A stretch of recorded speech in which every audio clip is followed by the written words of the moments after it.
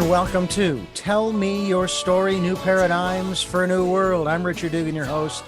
Thanks for being with us. I thank you every time because all of our time's valuable and we want to spend it in the best way that we can. And I think you're going to be spending it in a great way on this particular program as we come your way Sundays at 7 a.m. and 7 p.m.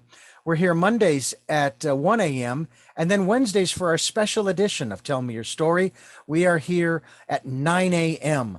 and we stream live at those times at richarddugan.com, as well as podcasting these programs in their entirety, what you don't hear on the special edition, which is an abbreviated edition on Wednesdays. You can listen to the podcasts on SoundCloud, iTunes, TuneIn Radio, Spotify, Stitcher, Player FM, Blueberry, iHeartRadio, many other websites and locations, too numerous to mention, at least at this particular point. And we are also on YouTube where you can watch these interviews. And we hope that you will watch these interviews and find out more about what we are doing, what our guest is doing. And we will also be linked, as I've often said, to our guests so that you can find out more about what they are doing. And our guest today, and I'll finish all of the announcements later, but our guest today is going to be talking to us about the wisdom of the body. Wisdom of the body is calling you. That's just one area we're going to be talking about with our special guest, Lindy James. Lindy, I want to thank you so much for joining us here on the program. It's really a pleasure to have you here to talk about the permission zone, as your website says. Thank you for having me. We deal with a lot of stuff these days, and one of the things that is so challenging for us sometimes can be our technology. And that's one of the interesting things about this conversation is that the realm that you deal in deals with very little, if at all, with technology, at least not in the modern sense of circuits and diodes and Wi-Fi and all those things. But it is dealing with a kind of technology that, would you say it's ancient wisdom? I would say some of the information is very ancient, definitely. So let's define it, because the area in which you, I guess you would say, excel and you work in, and correct me if I'm wrong here, I just like to use the terminology and so forth. You deal in something that really became rather cliquish of sorts. It was a catchphrase for just about everything, Tantra. Right. And I was just speaking with a Buddhist friend of mine today, and we were really defining Tantra as a spiritual path, as a path to awakening. And then where it's gone off into other directions, it does involve sexual energy, but more in the way of opening the Kundalini and the connection to God or spirit or the divine. And then, people have taken it into different venues around or avenues around sexuality. So you can have a Tantra class that's all about bigger, better orgasms. And you can have Tantra classes that are purely meditation. So it has been, as you say, a little corrupted, a little diversified into different realms. It's unfortunate too, because one of the lessons that I learned in a program I went through where this was spoken of, the aspect of our sexuality, is that nothing that has been created was created without the sexual energy. I don't care. You can name whatever you want that we have created as human beings. That was the energy that was used. And everything, right. Go ahead. Well, the sexual center or the second chakra is about creativity.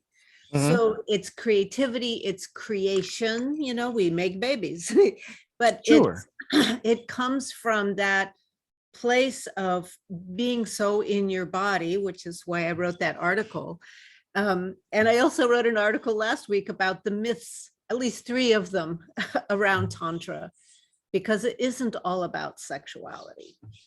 Right.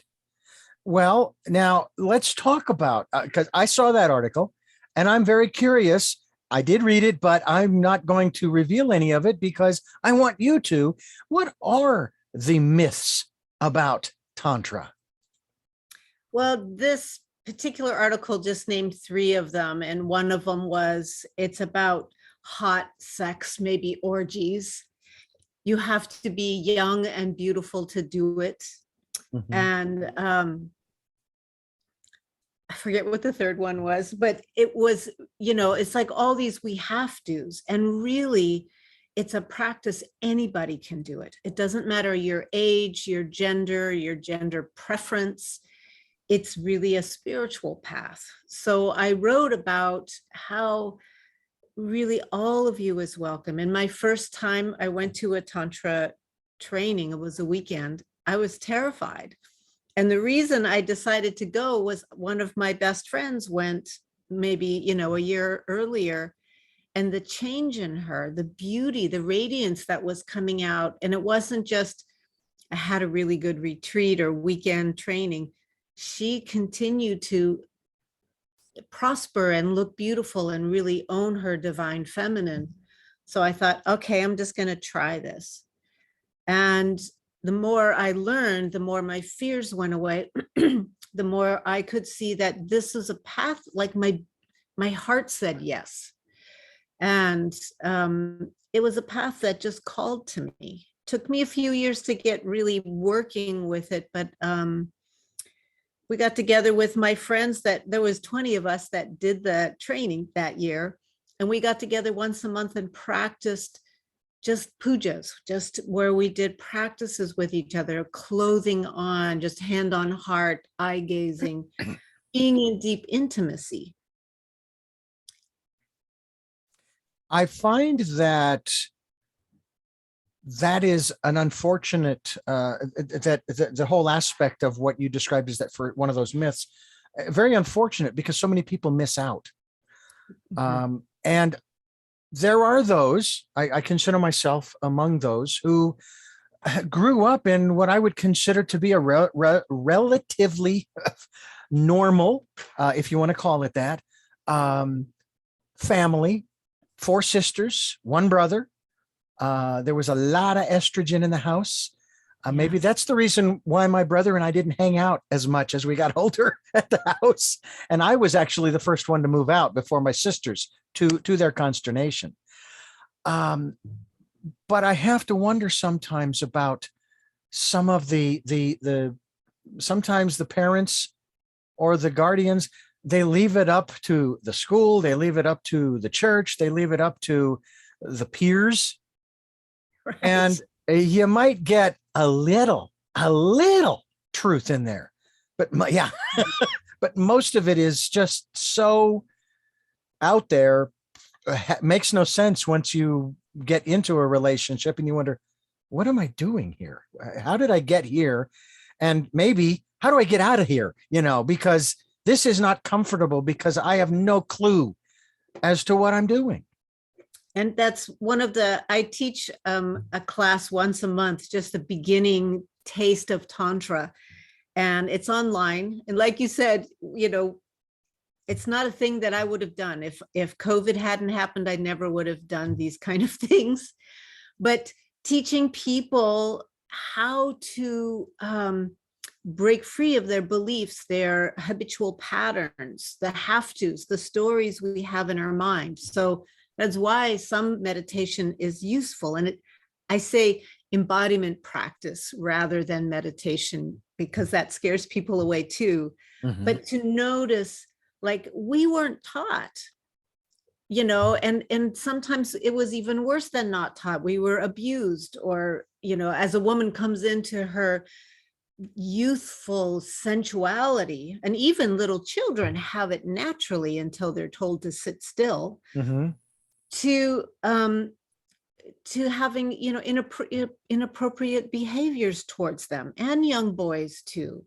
So how do we relearn? How do we become virgins again, kind of, to relearn how to do sexuality, how to listen to our bodies. And that's why I wrote that piece, Your Body is Calling You, because the body has so much wisdom, but all of our hurts and all of our stories around relationship and sexuality, it cuts us off from our bodies, cuts us off from the wisdom in our bodies. You know, the science of the brain, I don't know a lot of science, but I know there's neural pathways that come down into the body that we can register when things hurt or feel good or scary or dangerous. And around sexuality, a lot of times that connection to the lower chakra, to our sexual center, is cut off. I was numb for, you know, a lot of my younger years. And so how do we reconnect? How do we relearn and start again? So that's not even getting into fully into Tantra. That's just getting into how to step up to the plate. How do we become, like I said, in the permission zone, you know, just having permission to be really who you are. And folks, we are talking with a permissionary. Her name, that's her word, not mine. And I like it. I like it a lot. A permissionary.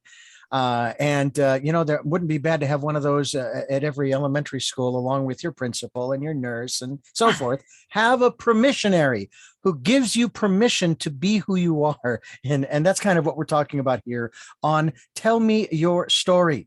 I'm Richard Dugan, your host, and I am so glad that we have with us here on the program to talk about this whole aspect of permission.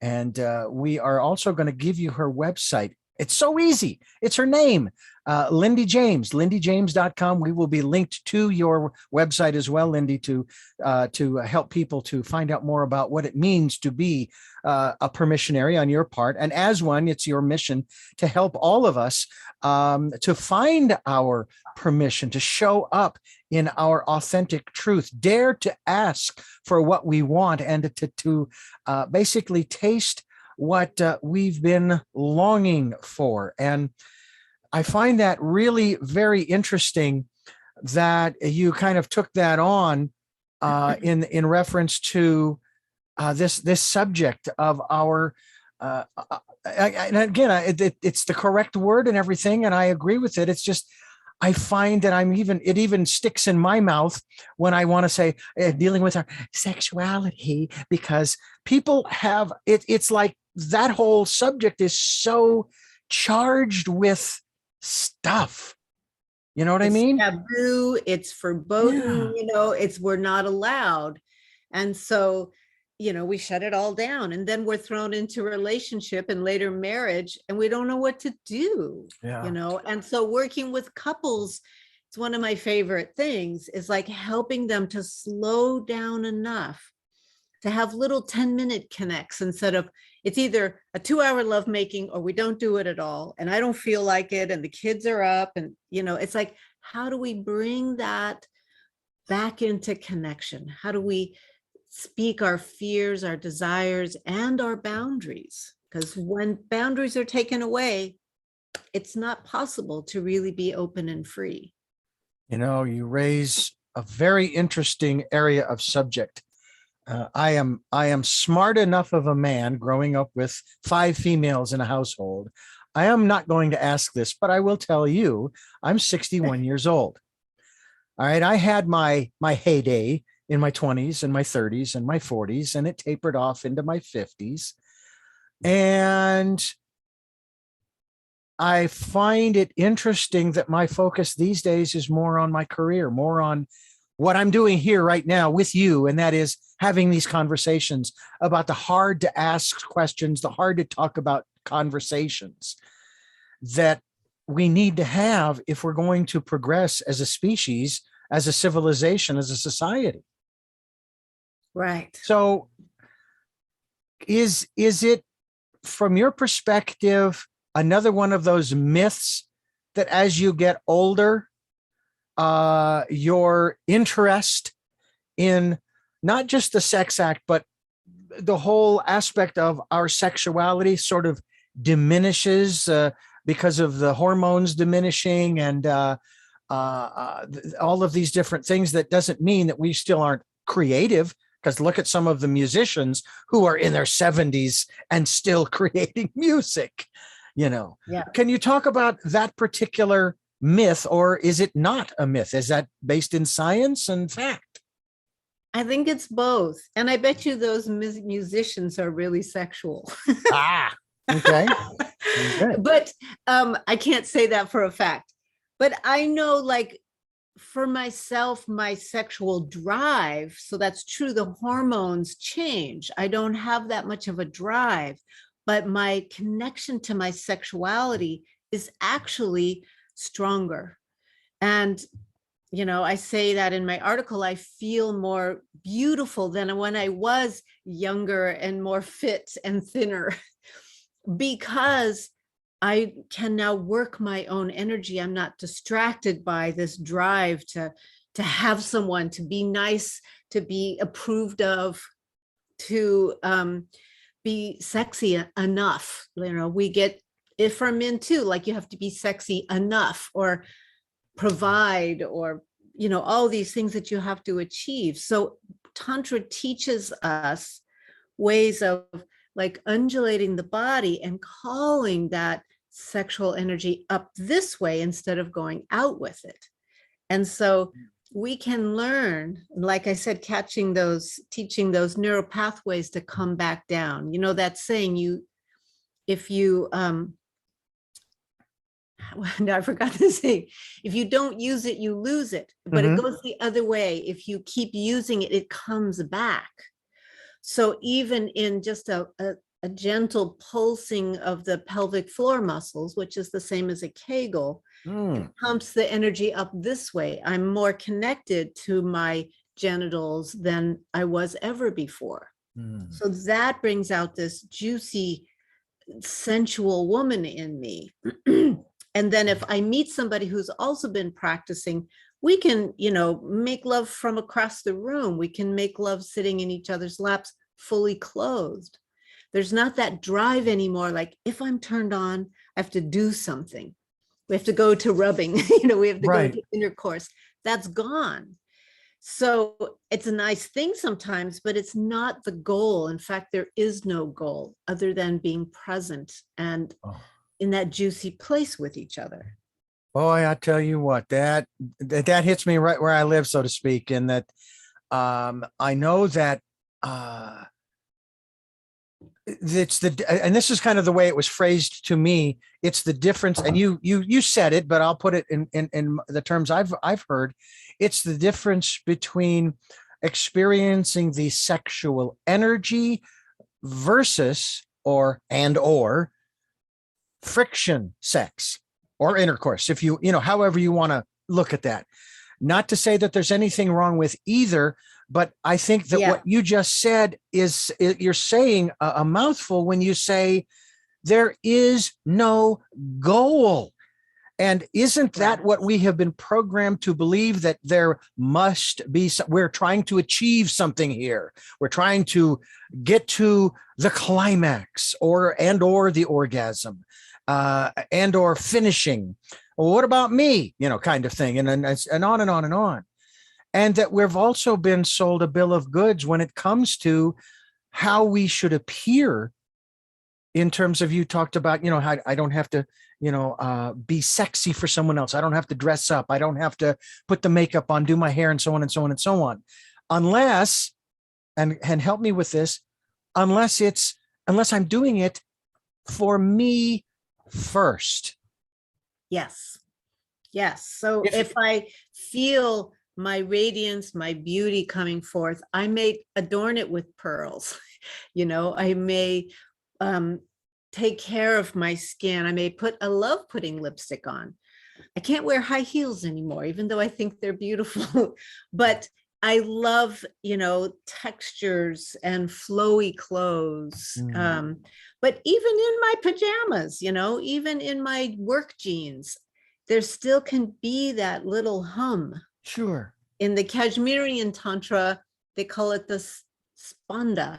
It's like the sacred tremor. Like, how do we have that deliciousness everywhere in our body? And Tantra says yes to everything. And Tantra says we can make love all the time, to the sunset, to the moonrise, to the, beautiful spring flowers. It's just like slowing down enough to feel. And like you said, this world says like go and achieve and do and fill up your time. I do as much as I can to not fill up my time, still get things done. Sure. I still have a business, but I take my computer outside and sit on a bench and listen to the birds while I work. I pause and I take 3 slow, deep breaths can tune you back into your body once you've practiced like that. We are talking with Lindy James. LindyJames.com is the website. We hope that you will go there. We will be linked to it. And as we continue talking with her here on Tell Me Your Story, I'm Richard Dugan, your host, and this is a subject that maybe for some folks a little difficult because it's not something that they want to talk about because it's been made, as you said earlier, it's been made to be a taboo subject. You only speak about this behind closed doors, maybe in a dark closet somewhere, back in the recesses of the home or apartment or what have you.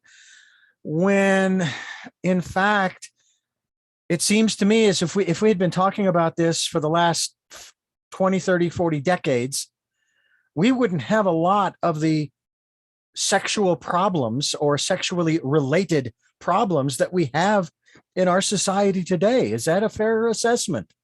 That is such a fair assessment. And also the sexual abuse. I think if we have been healed and healing and guiding people as they grew up, one of my dreams is I'd have to wait till kids are 18, but to teach young men and women how to listen to their body, how to have boundaries, how to say yes, and how to say no kindly. No, thank you, but thanks for asking. Mm-hmm. How to be respectful with yourself. One of my early classes, there was a young woman around 35, and she said to me, "You mean I can say no?" And, she came from an Asian background where women, are a little more subdued and a little more, lower than. Mm-hmm. And she spent the next year saying no. And so that because our true yes only comes when we have a true no. And I said yes as a young woman so many times because I wanted the intimacy, I wanted the approval, I wanted the contact, but sex was not that fun. Yeah. And so if we could learn I'm not going to talk to them about how to have sex, maybe later, but how to listen to their body, how to, we can teach ourselves. And so whatever age we are, it's never too late to learn.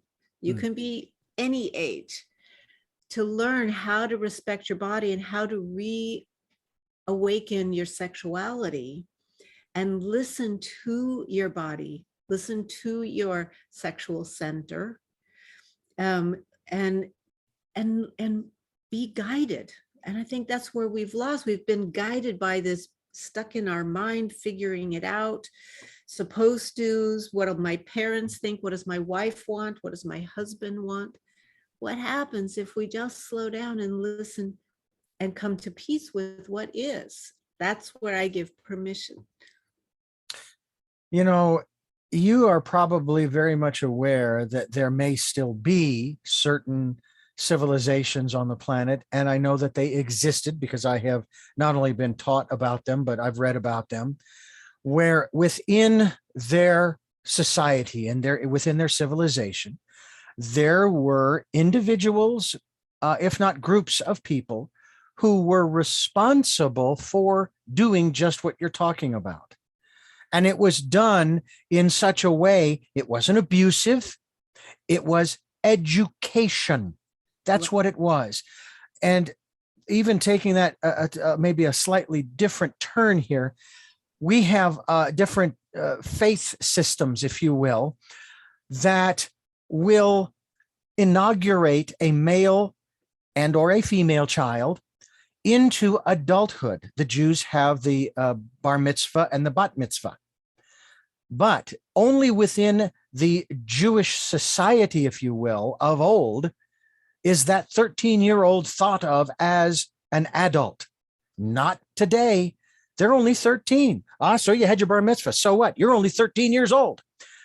And it's like, well, then what was the point? Yes, I don't get it. If they're not considered an adult at 13 and that's when they're supposed to have their bar mitzvah, then why are you doing this? And again, I don't ask that question out of disrespect. I want to know why. Whereas in days gone by, maybe centuries and centuries ago, in tribes, they would take the boy out. I remember hearing the story about how the women, the morning that the boy was to be taken out by the men for maybe a week or a month long sojourn to become a man, they were crying and carrying on, oh, my baby, my baby. But when he came back, they treated him like a man, regardless of how old he actually was, because he'd been through that ritual. What do you think about what we are doing in our society, especially specifically, since this is where we live in the West, in terms of people coming of age? Well, we aren't really. There's some concepts, you graduate from college, you get a job, you get married and have a child. That's all sort of markers for people. But there isn't really I love that, especially the Native Americans would take the child out into the woods and he would do manly things and it would be in his body. He would feel like a man. Or the female that was learning the beautiful dances and, she learned all the things that the women did. She was taught the things, even those, in the Western culture, what men and women do is kind of mixed now. Yeah. But they were taught. So then that was, they were respected once they had gone through these rites of passages. And I think, in my mind, in the ancient times, and I can't say that this is for sure true, but I think it is, there were temples that young men and young women went to learn about their bodies and to learn about intimacy and sexuality. And I have, in those same temples, when men went off to war, I suppose it was more like tribes going out to fight. Before those wounded soldiers would come back to their families, they would go to this temple for healing because they've been through. And I wish we had a anti-boot camp. We go and teach the guys how to shut off their feelings and kill people to come back and have, a month or more of massage and poetry and places to cry and come back to their humanity before they're sent home. I think there would be a whole lot less suicide.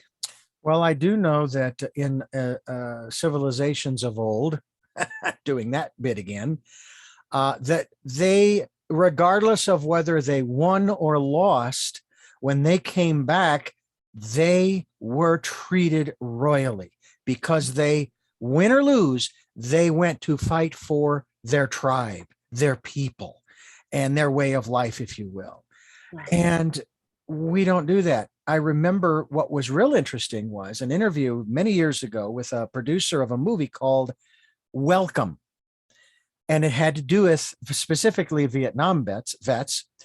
And I asked the producer, is there an issue here in terms of getting the veteran to acclimate to civilian life? And he says, well, not really. No, that's really not where the issue is. The issue is getting the civilian world to acclimate to the veteran, to understand where the veteran is coming from.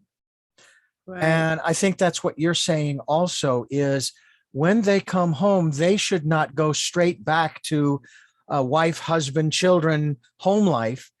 They should still be deployed, only now they're going to be deployed, let's say for a month, to do the very things that you just talked about. And then we could have the family come and be part of that and integrate. And so they understand their world as well, because you can't expect them to come back unchanged. Especially with what they've been through. I mean, It's just, and you're right. It's ridiculous to think that, oh no, they're going to be fine. They'll be all right. suck it up, soldier, man up. I was like, or, in the case of the women, woman up, put your big boy or big girl pants on, whatever the phrase you want to use. But we have the same problem in the civilian life with the traumas that we go through, specifically in childhood, but in adolescence and adulthood too. And we're told almost the same thing.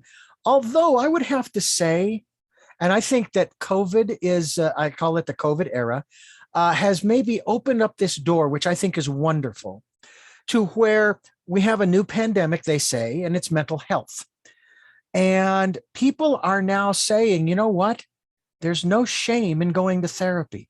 And there is no shame in getting help because we were, quote unquote, locked up for 2 years. I keep telling people, I said, they told you to stay home. They didn't say you had to stay inside. You could go out in your front yard or your backyard. Come on, and I know that's not easy for a lot of people who live in high-rise buildings. Okay, I get that. Get creative. What about that in terms of dealing with, shall we say, the rest of us? Joe, just say all of us, in terms of saying, you know what, it's okay. And if I have a therapist, I'm paying them, or shouldn't we maybe create a network of maybe family and or friends that we can go to and say, hey, I need a sounding board. Okay. And I would like to ask you to facilitate that role. Well, and I've been hearing like most therapists are booked up. Like you can't find a therapist right now. And so it's also that lack of touch. I've known some people that just stayed by themselves, didn't hug anybody for a year. And I cannot imagine that, because we need that. We need touch. We need oxytocin. We need all of those feel-good drugs that the brain, the chemicals the brain creates. And so it is important to have a sounding board. It's important to be with each other. And Zoom at first was like blowing up, and I started doing Zoom gatherings around Tantra practices online. And it's very interesting. If you do certain practices, you can't physically feel each other's touch, but you can feel energy. And I would have them do, really simple, like matching hands, or if you look right into the camera, you can see my eyes and feel my presence. And that was very soothing for people. I had full classes for that. And, learned how to do breakout rooms. Actually, I hired somebody to do that. And just figuring it out. And now I do some groups in my home, but still being careful, vaccinated, testing at the door, it's a pain in the ass. But, the first exercise I do is, how would you like to be held? And finding your voice. Like, I feel shy. Can we sit back to back? Can I lay my back into your chest and have your arms around me? Can I just put my head in your lap? Mm-hmm. That's all Tantra too. It's not all sex, it's connection. It's bringing yourselves into the body again so that you feel that yumminess. Yeah. And, in about 30 seconds of a hug, the brain starts producing oxytocin, that love drug. So those kind of pat, pat, pat hugs just don't quite do it. But you hug somebody and you take a breath in together and a breath out together and pause, and then go on your day. Mm-hmm. That's so needed. Yeah. Lindy James is my guest. LindyJames.com is the website. And you are listening to Tell Me Your Story. I'm Richard Dugan, your host. And the subject matter that we cover here on this program is wide and varied and gets into a lot of different areas. I want to talk a little bit in one of the areas that I love to go into, and that is, of course, the metaphysical or spiritual aspects and what benefits that Tantra brings to the soul, if you will. Certainly, as you've already talked, and we've talked many times on this program about the incredible pharmaceutical company that we have that resides within our own bodies, as long as we're feeding it the right elements to create those drugs, so to speak, those elements, that chemistry. We we have an incredible intellect that, again, you've got to put the right stuff in order for that intellect to work, in order to be able to write those new neural pathways and so on and so forth. And excuse me, it seems that the same thing would be obviously on the physical level with the human body. You want to, exercise and do different things and obviously give it what it needs to function properly. But how do we do that in reference to Tantra for our soul, our spirit, our essence? Well, that's a really good question. I can just speak for myself personally, and then what I teach. It's like that ability to sit with another and be so present that there is nowhere to hide and no reason to hide. So in my vulnerability, sometimes I'm really tender, sometimes I'm really passionate, sometimes I'm shy, but just I don't need to be any different. And that feeling of being met. And then if we do some tantric practices and we both are like, say we're sitting across from each other and we've spoken our fears, our desires, and our boundaries. The boundary could be my clothes don't come off, or we just have 10 minutes or 1 hour. My fear is whatever it is, Mhm. One time one of my students said, my fear is that I might hurt you. He was speaking to his wife and then he burst into tears. He had no idea that was underneath it all.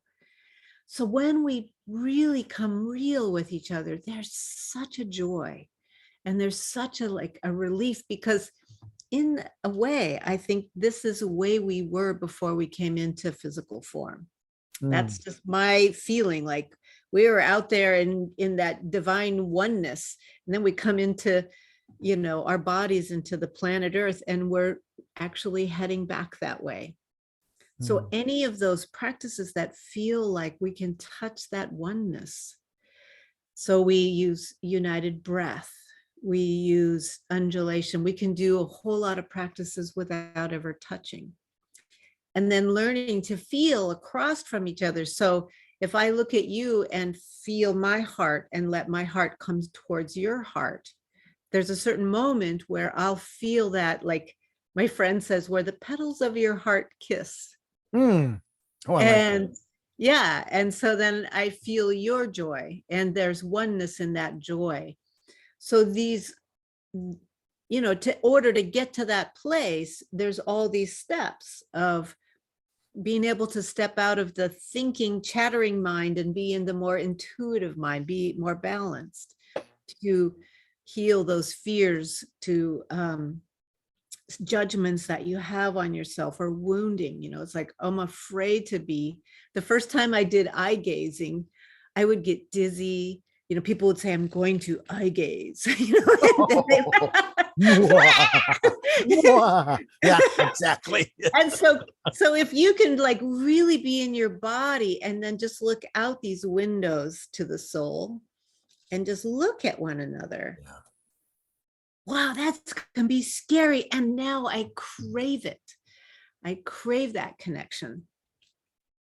Wow. Yeah. There are so many ways that we can connect without ever physically touching, yet at the same time, that physical touch is also extremely important. And yes, we can certainly look at the whole study about babies who are born who don't receive the tactile contact early in life and go off to become, I don't know what, or that certain chemical, again, what was it you said, the endorphins, they're not created, or Oxytocin. Yeah. oxytocin, endorphins. I don't know. I'm no chemist or biologist. But anyway. Oxytocin, dopamine, serotonin. And I think endorphins are somewhere in there too. Yeah. But they're all the feel-good drugs. And when we don't have them, we feel gnarly, nasty, cranky, unhappy. Yeah. It's really interesting. I want to continue this conversation here with you, Lindy James. LindyJames.com is the website. I hope that you folks will go there. I also want to let you know that we encourage people. I want to talk about this as we continue. We encourage people to participate in what I have called, since September of 2019, the decade of perfect vision. Now, it actually started out as the year of perfect vision, because 2020 was the year of perfect vision, and we got through that. Now we're in 2021 and so forth. It's the decade where we ask people to go within, to listen to that still small voice, where they will get perfect vision, insight, inspiration, encouragement. I am currently working through the processes of grief right now over the loss of my eldest sister, just less than 2 weeks ago, as of our conversation. And I'm hearing her in my inner ear, and I'm loving it. It doesn't make me cry. A matter of fact, makes me smile and makes me laugh, because what I'm not only what am I hearing is, Richard, hi, it's going to be okay. Everything's going to be fine. And I hear her laughing. I hear her laughter. She had a fabulous, beautiful laugh. But I want to talk about that inner life that I believe we all need to cultivate, and how that plays into this as we continue here on Tell Me Your Story. I'm Richard Dugan, your host, and Lindy James is my guest. And Lindy, let's talk about the inner life. And we can only speak about it from our own personal perspectives, yours and mine. How does that play into this whole tantric field? And also, you're being the permissionary, giving us permission, if you will, because sometimes people actually do need permission to listen to that still small voice. Yeah. So, most of us, I like to say, are recovering good girls and good boys, or pleasers. And that really covers up the voice. Most things are covered up until they get so loud, that we have a meltdown, a breakdown, heartbreak. But the path to that inner voice, that inner listening, is being willing to break those patterns. And that's the permission to say no. And when we say no at first, as good girls and good boys, as nice people, it can be terrifying. So learning skills to be scared and do it anyway. I want to read this little piece. Please. It's very short.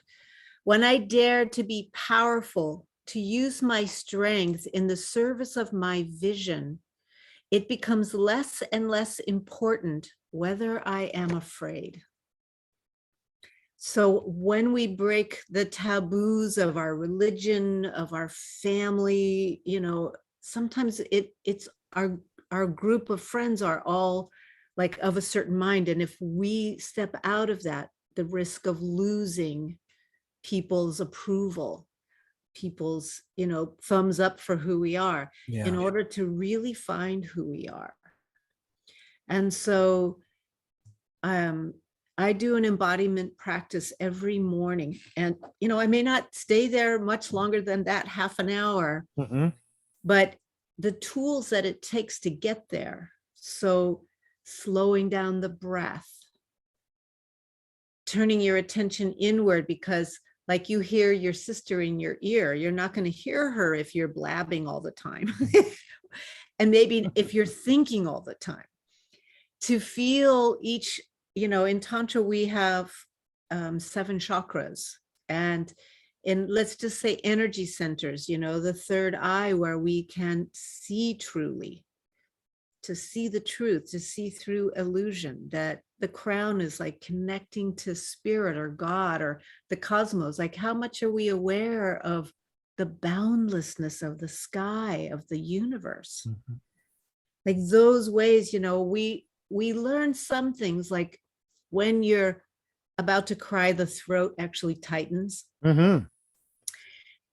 long before we start howling in tears, there's a little tightening. There's a little to feel.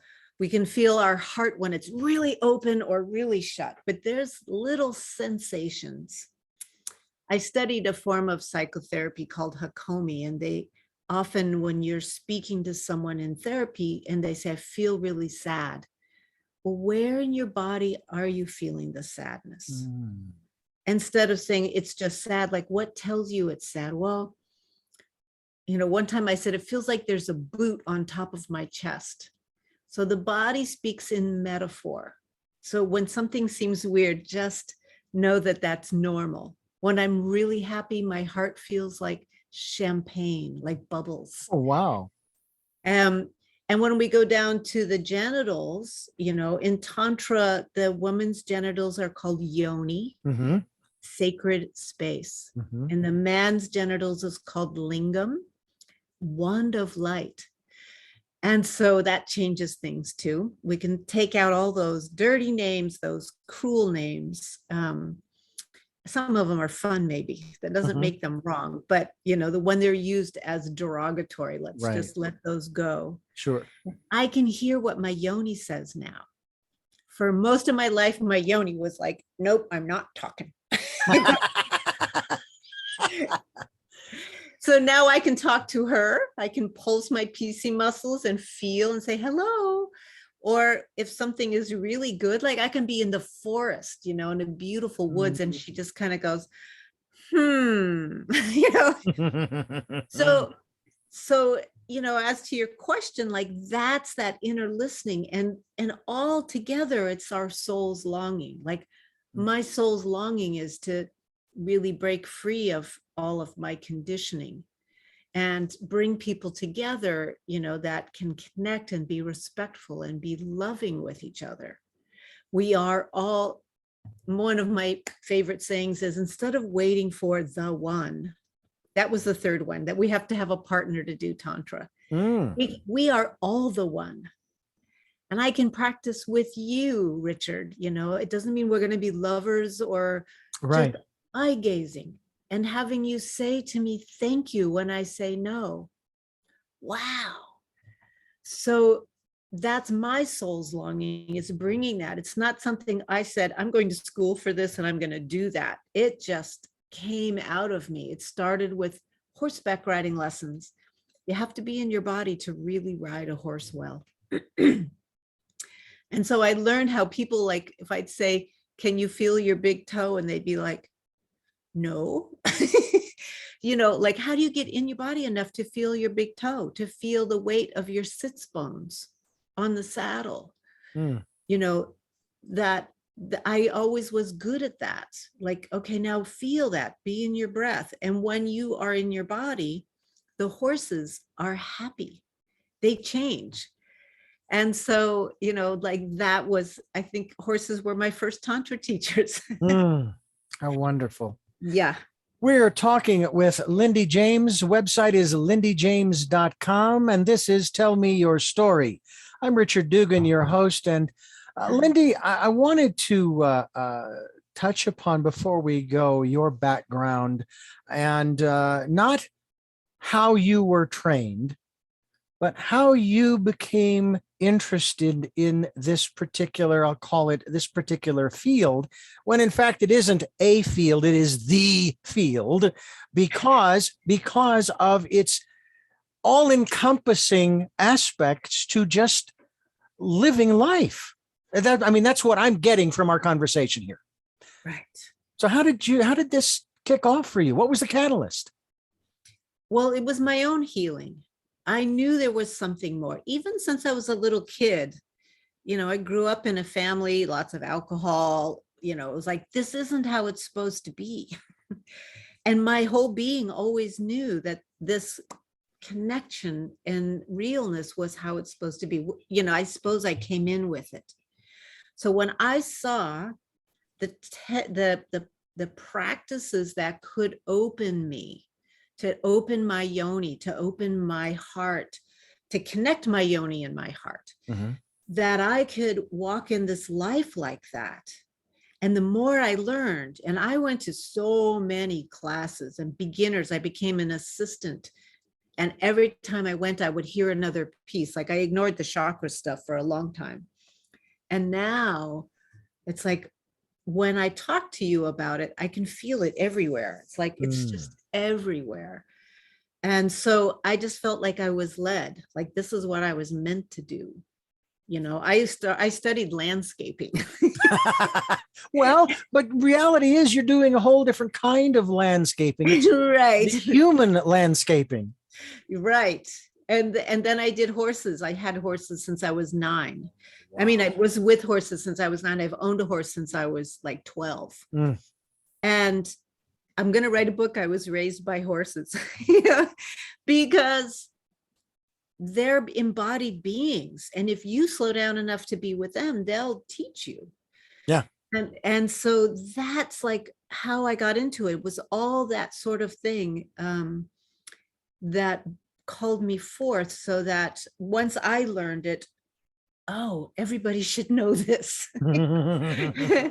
And so there's where my mission to give permission came in. And how has everybody responded? And I know that's a loaded question. You know, I think I have really good guides, you know, on the other side, because it's always been good. Mm. I've always felt I had like how to speak in layman's terms. So of course I don't talk to my dad about it much. And but maybe I talk about it in a whole different way. Mm-hmm. But it has really been well received. I do get, you know, strange requests sometimes that I have to lovingly say no to. Mm-hmm.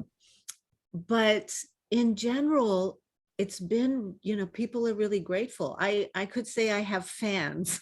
I have students that have been with me for a long, long time and support me. And, you know, people come and help me set up, and people want to, you know, be part of what I do. And so I watch, you know, if I'm doing the right thing, I'm shown. And Mm-hmm. if I'm doing the wrong, you know, I can also tell when I've made a wrong turn, and then I say, oh, that didn't work, change direction, go that way. So that's been my guide for a long time. Mm. Well, I applaud you for the work that you're doing, because first of all, I know it takes a lot of energy, not necessarily time, but it takes a lot of energy. However, being a Reiki master and the training that I have had, I know that if you're using the energy of the universe, you then are not depleted. You're actually filled. So it does take a lot of energy, but it belongs to the universe, and fine, as long as it's supplying, I'll use it the best way I know how. I think that's kind of how we do it. I cannot thank you enough for this opportunity. You were actually referred to me by someone who thought I would be interested in having you on our program, and I certainly was, especially when I went to your website and saw the many things that you are all about. A matter of fact, tell us a little bit about what we will find at your website, which is lindyjames.com, and where you talk about how you are, again, the permissionary, and you're giving us permission. And I'm going to put it this way.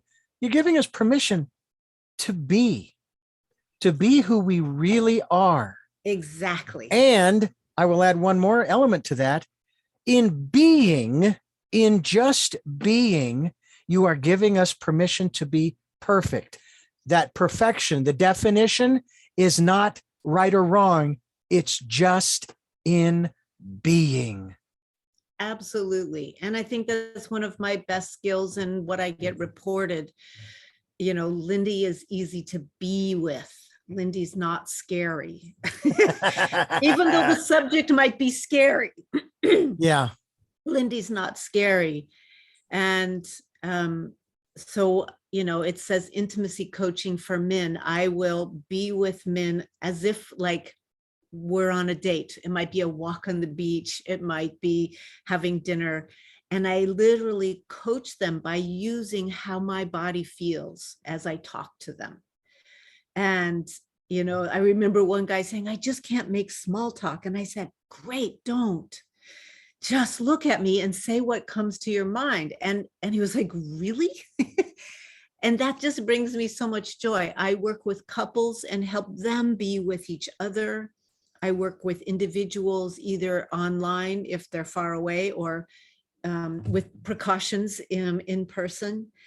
But I also love doing groups. So I do workshops and trainings. I do a 6-month Tantra training where we meet one weekend a month for 6 months. So you can really deepen into it. That's where it really gets juicy, because then I get to continue with a group energy where they get to really bond with each other. And I just make stuff up, just make stuff up to do that could throw in Tantra. And that's where my creativity comes in. And one of the things, if you want to just taste simple embodiment, is I do an embodiment guided practice Monday through Friday, 8 to 8:30 each morning, Pacific Standard, or do we say Pacific Daylight now? I just say Pacific time. That's all I say. I just say Pacific time. I've had enough with daylight and standard. Yes, I heard we're going to stop doing that. Yeah, but it's not until next year. I do not understand that. But anyway, tell us about the get together. So you can sign up for the class. It's just $25 a month, and it's 5 days a week. And the best thing is it makes me get up and do it. And you can, if you can't make it, you can do the recording. I record each morning, but it's really fun. And it's with the camera off, because I'm not dressed up at 8 a.m. So I just sit in front of my window and in front of all my garden and lead stuff. And it's really fun, because I have certain exercises that we do to embody, to pray, to 5 minutes of silence, sort of, and also like, what intention would serve you this day in service of your life's vision? Well, I think it's great to have this opportunity for people to find, as we talk about on this program, those new ways of living, which aren't really so new. They've been around for centuries. They're in the ancient wisdom teachings, as I use that term. And you can bring any book you want from bygone days, and it probably is one of those ancient wisdom teachings. But they all contain that thread. You talked at the beginning of the program about energy, and science, interestingly enough, verifies that everything is energy. So everything that you are doing has to do with energy. Absolutely. And it's really fun talking with you, because you do the research in the background and I just do the in the moment. And as I'm sharing with you, it excites me just talking about what I'm doing. Like, oh, that's really cool. I like that. Absolutely. And I love you talking about it too. The blue, by the way, suits you. Oh, thank you. Yes. I have blue eyes. And I cannot thank you enough for the time that you have given us here on Tell Me Your Story. I'm Richard Dugan, your host, and Lindy James, my guest. LindyJames.com will be linked to your website, Lindy, so people can connect with you and find out more about the work that you are doing. It is a rarity that we have a guest on where we're not promoting a book per se, but I'm just curious, do you have anything in writing, a book that either you have or that you are writing that we will be able to pick up on? Or does it go along the lines of this saying, truth is only truth until it's written down? I don't know about that one, but they can get on my newsletter, and I write articles every month. And that has been really fun. And yes, a book is coming. I don't have a title for it yet, other than I was raised by horses. I don't know, could say the tantric path under that. And if you're interested in talking with me, I do a free 20-minute discovery session, and that's also on my website. So we can just talk about what's going on and how I might help you, or I might direct you. Well, we thank you so much for helping and directing us here on this program as we come to the end of our program. However, I have 3 final questions that I would like to ask you. You Uh-huh. may have asked them during the program, but I like to ask them directly. However, before I do, I need to address you, the listener and the viewer, and thank you for listening and viewing and watching Tell Me Your Story. New paradigms for a new world, as we're giving you choices and knowledge of those choices to help make your dreams come true. We are here on Sundays at 7 a.m. and 7 p.m., Monday mornings at 1 a.m., and our special edition, it's a little abridged, but that's okay. It is at 9 a.m. on Wednesdays. We're streaming live at those times at richarddugan.com. There are also podcasts, the full version of these interviews at SoundCloud, iTunes, TuneIn Radio, Spotify, Stitcher, Player FM, iHeartRadio, Amazon Music, and many other locations. We are also on YouTube where you can watch and listen to these interviews. And I hope that you'll subscribe. And if you'd like to become a part of the work that we are doing, we'd greatly appreciate any financial support you can give us. That is why we have a PayPal account. It is there for your security as well as ours. And please participate in the Decade of Perfect Vision, the 2020s, and spend that time, that quiet time, that peaceful time, going within to a place I finally figured out that nobody else can get to but me. I used to think about this, Lindy, that if I could find that one place on the planet that I could go to where I could be by myself and be quiet and still and everything. And then I thought further and thinking, well, wait a minute. If I can find it, then so will others. Yes. Until I realized, oh yeah, it's in here. And nobody else can get there. So please, folks, participate in this Decade of Perfect Vision. And with that, as I like to say now, we enter the lightning round of the game show we like to call Tell Me Your Story, where we ask those three final questions of our guests. And the first of those three is, who is Lindy James? Oh. Lindy James is a lovely Dakini who has traveled the inner worlds of sexuality.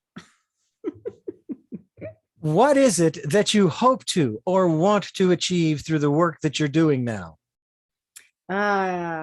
Just inner and outer peace in the world, more love in the world. And finally, what is your life's purpose? Well, I think that's the same answer. My life's purpose, is the healing of myself and the modeling of healing out into the world and spreading it. Well, again, I thank you so much for giving us the time here on the program. And I really do hope we can have you back, especially when you do release that book by whatever title you will give it. I have to tell you that I have a great affinity for horses. I've never owned one. I only rode one as a kid at where my grandfather and grandmother lived in Florence, Arizona. He had a corral and he would let us ride the horses. He would let us ride the donkeys. Boy, they were stubborn. And that's about all I know. But I love watching them run. If it's wild horses, I mean, we watch these Westerns that are being made today, like Yellowstone and 1883. There's another one called Heartland.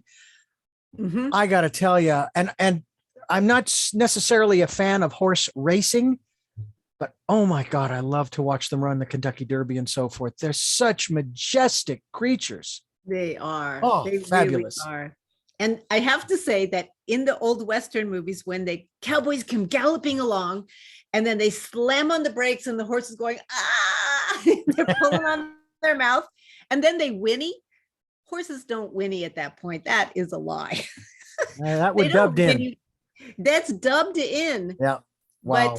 But on Heartland, the horses are happy. If you look at their expression, their ears, their mouths, their body language, those horses are really well trained and well cared for. Oh, and you can see it. You really can. You can really see it. And the lessons that they teach. And I remember, and I'll wrap this up here because I know you've got other things that you need to be getting to, but I remember in the one of the episodes of 1883, which is the prequel to Yellowstone, the Indians, as they were going across what became the Oregon Trail, there were these Indians who befriended them, and they came across this one horse who was wild, but was staying with them. And the Indian said, you don't need to break the horse. Let me show you how we do it. and he took the horse, walked it out into the middle of a river where it was above chest high to the horse. And he slowly got onto the horse and began to walk it around.